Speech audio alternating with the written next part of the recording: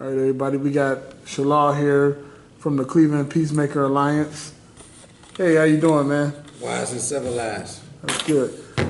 Tell us about, okay, I know you're in the Cleveland area, and you deal with a lot of people like crimes and people who like seeking out to get revenge when somebody, family members get shot. What are your take? Like, what do you go through when you're in these hospitals and you happen to deal with these victims, family members that got shot and then retaliate? Like, how do you communicate with them to keep them to have a level head, to be level headed? Well, I listen completely to what they have to say, and then when they tell me the situation, I tell them the pros and cons of the situation, and the cons always outweigh the pros. I mean, it's a waste of time. It's just a seesaw cycle that has to stop. And I strive to get them something to deflect away from their anger. I try to give them some ways to change their life. I tell them to think long term and not short term. Because, you know, when you go out and shoot someone in retaliation, that's just a short term solution. Think long term. If you think long term, eventually you're going to get got too. So you have to learn how to stop it and bring yourself away from that cycle. And I try to give them ways of doing that. So what do you think that can help the youth? You know, I know like nowadays, you know, a lot of these young cats out here, they all about gunplay. You know, so I know you see a lot of that. And man, at least like how many times you at the hospital a month over like violence with, you know, with a gun? A lot, every day. Most of every other day, if not every day. Most of the time it's every day. A lot of violence, multiple times. There was one night 12 people got shot in an hour. So it happens a lot. It's frequent. It's too much. Guns are easy gets like candy out here. You know? Yeah. So what do you think? So what do you think that could stop the youth from like grabbing the guns and using it this way? They just throw their life away nowadays. It seems like, you know, back in the day we used to fight. You know, we used to drag somebody in the middle of the street and whoop their ass in front of everybody, you know what I mean, embarrass them. But nowadays, they grab the pistol. I'm going to tell you like this. There were always guns. There were always people getting shot. I mean, because to keep it real, when we were youth, the older people used to say that we resort to guns and then we used to fight. They used to fight. So, you know, it's like the same thing. We're saying the same thing about the youth that the older people said about us. So I'm going to say there were always guns. It's the way the guns were used. There was a time, you know, it was like drug dealers and gangbangers and stuff where you didn't hit old ladies over the head or you try not to hurt small children. Within the last few years, we had several very, very small children get killed because of crossfire. And back to back to back, and that's not good. And plus, it seems like they'll hit old people now. They just have no respect anymore. So that's the main problem: value recognition. So that's what we need to teach: values, value recognition. They need to value their life before they value anything, and then they need to value other people's lives. Need to value the good things about life. We need to instill values, and gun control can help too.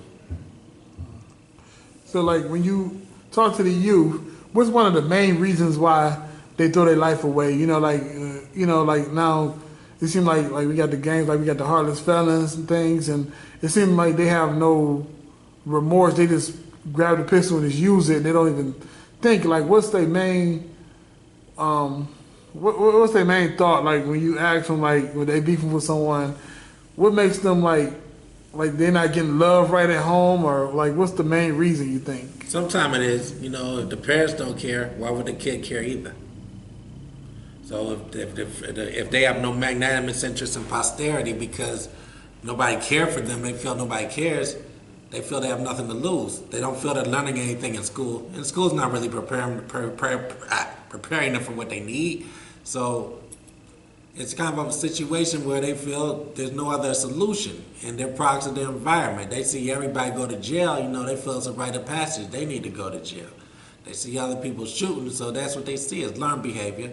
These kids are real nice, some of them real sweet. There's always a place along the road where they just go the wrong way. You have to try to get them before they get to that point, or if you see them at that point, you need to try to stop it before they go the wrong way. But you know, most of these kids aren't born bad. They're not born sociopaths or psychopaths. And keep it real, 90% of them they just want to belong. They shouldn't be out there using the guns anyway. None of them should really, but they just really aren't about that life. That's what I'm striving to say. 90% of them aren't really about that life. Now, let me ask you, do you see a lot of kids from, when you go to these hospitals, it seems like there's more kids that's from the suburbs than really the projects that's really doing a lot of shooting or, are into the drugs, or you think it kind of even out? They come from good families. It depends. The inner ring suburbs, that's almost like inner city Cleveland now. Parts of Cleveland Heights, we know what East Cleveland is. East Cleveland, might be worse than regular Cleveland, depending on who you ask.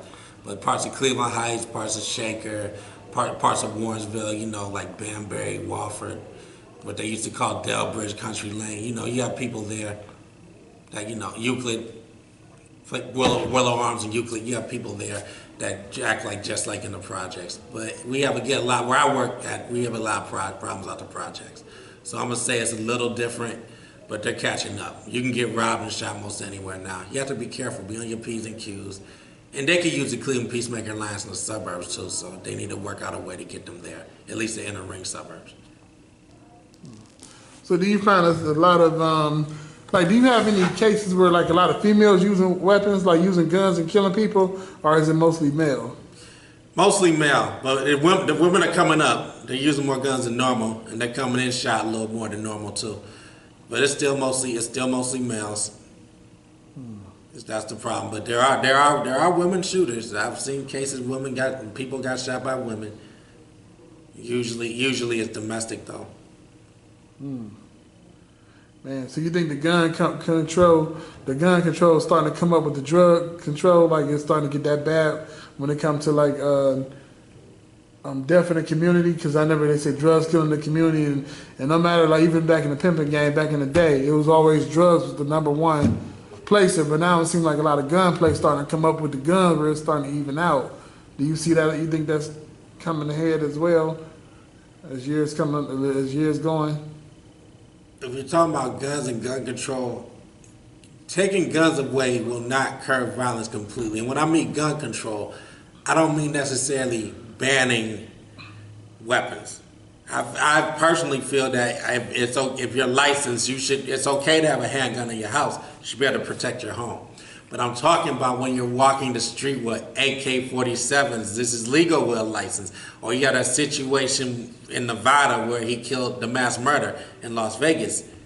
He bought those guns through legal means. Those type of guns he was buying, it should not be in the hands of the average person. I can understand if you're a hunter.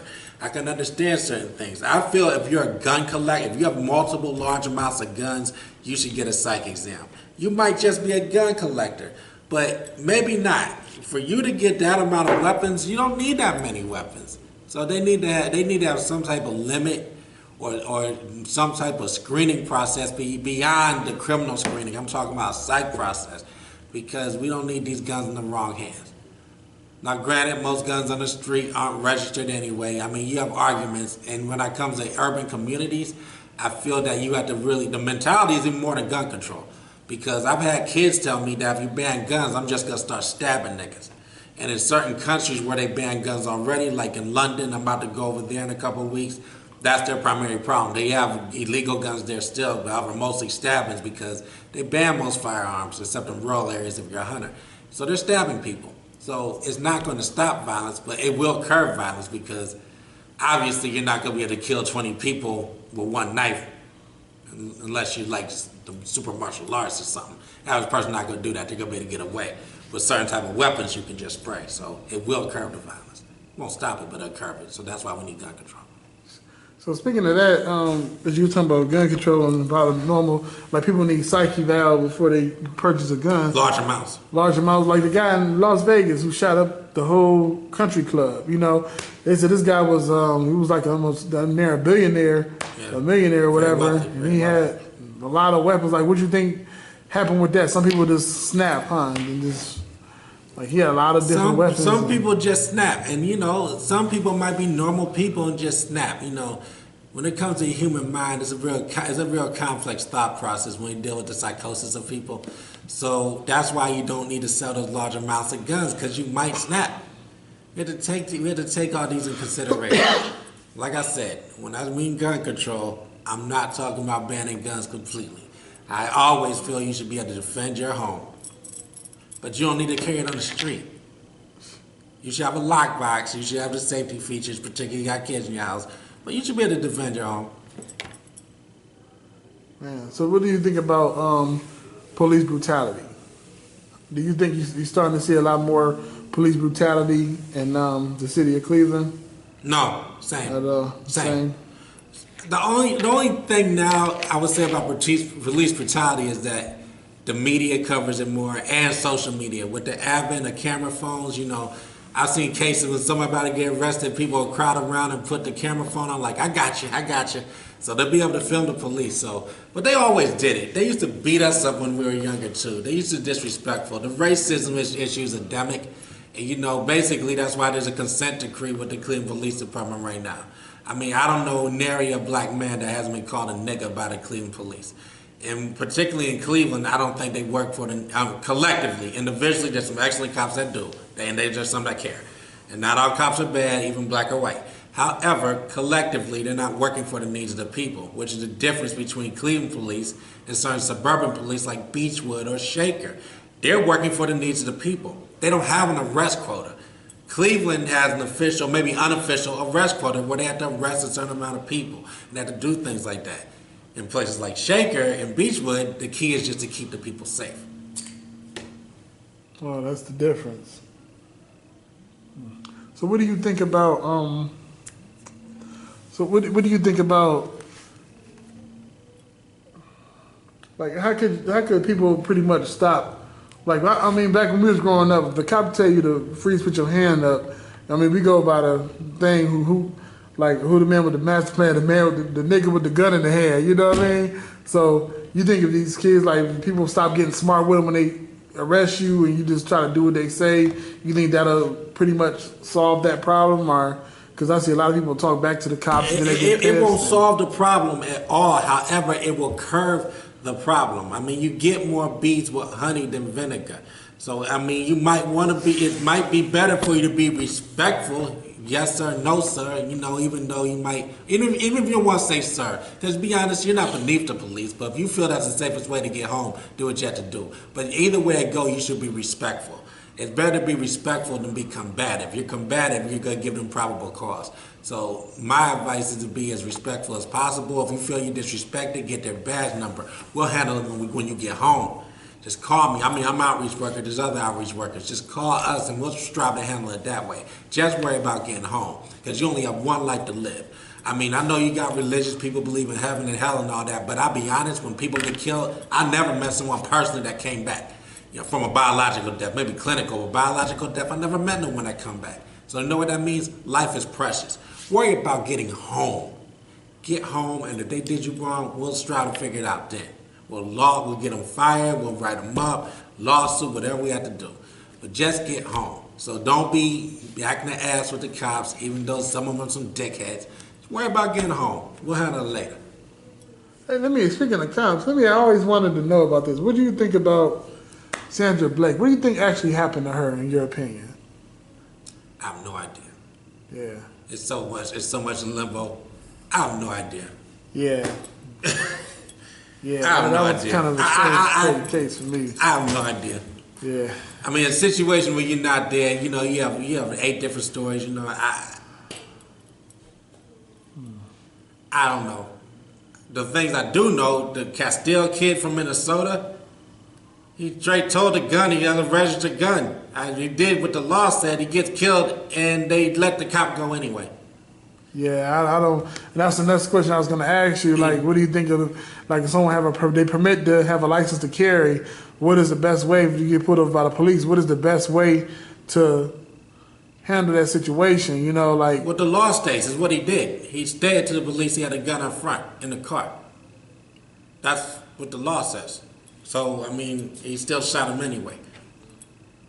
One thing for sure, 2 things for certain. In certain places, Cleveland, Ohio is one of them. If the police kill black people, they don't go to jail.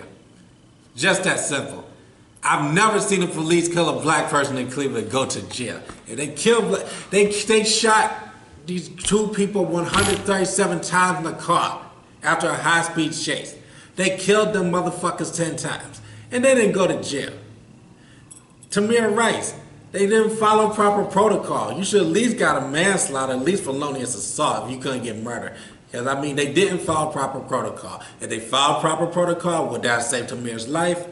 Maybe, maybe not. He might have still got shot anyway. Because, you know, he might have been going for bad, but you have to follow the proper protocol. So that Timothy Loman and them, they straight killed a 12-year-old boy and didn't even get indicted. If you kill black people, you don't go to jail in Cleveland. When you got a badge in Cleveland, it's nigga hunting season. It's like duck season. You got nigga hunting season. Man. You want your license to kill niggas? A lot of Klan members like to go join the police force and stuff like that. So do you believe we in the land of the free? Like, how do you feel about the NFL? Everybody's starting to take a knee during the national anthem. I think they just banned it. I think the commissioner told them they can't do it anymore. I feel it's your right to do it. I personally wouldn't do it. I always stand for the flag, no matter what. I was always taught, even members of Nation of Islam, I know, they stand for the flag. Do I say the pledge? No. Do I put my arm over my shoulder? No, I don't do that, but I do stand for the flag. Because if I live under the flag, I respect it as a country. I live under the flag. My philosophy is if I will live under it, I just fucking leave. So I will stand for the flag. However, I see why they were doing things. They got noticed. If they want to get attention to the cause of police brutality, they've done that. They've kept it on the brain, but it's to the point now because of the media, when people are talking about kneeling for the flag, people have forgot why they were kneeling for the flag in the first place. They forgot why Brother Colin Kaepernick was kneeling for the flag. So I feel they were doing the right thing, even though myself wouldn't do it. I do support that. However, people have lost focus because it's alienated veterans and things like that gave their life for the country and they're pissing people off. And, you know, is there a more effective way to get police brutality of notice? Probably. However, that's the route he chooses to take. Wow. Do you see this world getting any better within the next few years, or do you see any cure that's gonna happen? More people come together, or stop racism? It seems like it's like me in the Twilight Zone. We just going in circles, man. It seems like they're trying to bring back in the 60s, back in the Nazi era and all that. You know, it's like they're trying to, like, is we going back to those times, or you think they? Here's the problem, and this has been the problem ever since they lost the Civil War. It was compounded after they broke down Jim Crow laws in the mid-60s, 1964, the first Civil Rights Act. The people did not want to change.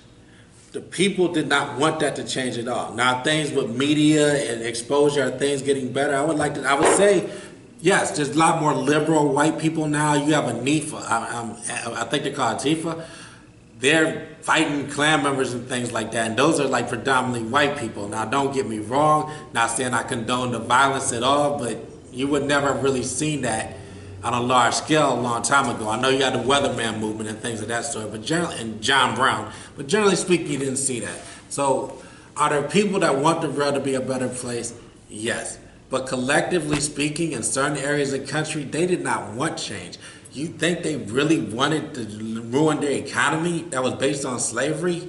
That's what they lost when they lost the Civil War in the South, and they really had a hard Reconstruction era. When you had Jim Crow laws, do you think they really wanted to eat at restaurants with black people? A lot of them would sell you the food, but they didn't want to eat with you. They didn't want racism to stop, so that's why they have animosity. They like it. They like the status quo. White males on top, white women in close number 2. They like the status quo. They didn't want it to change, so it's never going to change. Like the Dwight Eisenhower said, he was a racist himself. Dr. John Henry Clark called him a lost cause. But he said something true, salient. He said, no, racism won't stop until the hearts and minds of people change. It's kind of simple. That's true. Yeah. So how do you feel about Donald Trump? You really think he a racist, or how do you feel about Donald Trump?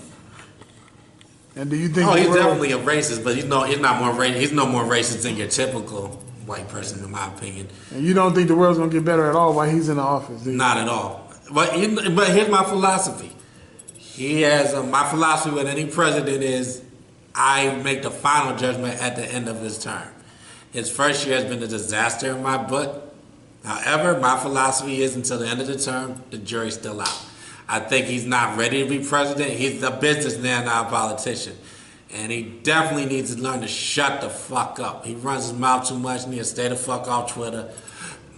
Eminem just let him have it, so he just needs to be quiet. But as far as racism, he's racist, but it's not no more than any other white person. Only difference is he got the nuts to say it. Now, some people like to use a philosophy. At least he has the balls to tell me how he really feel.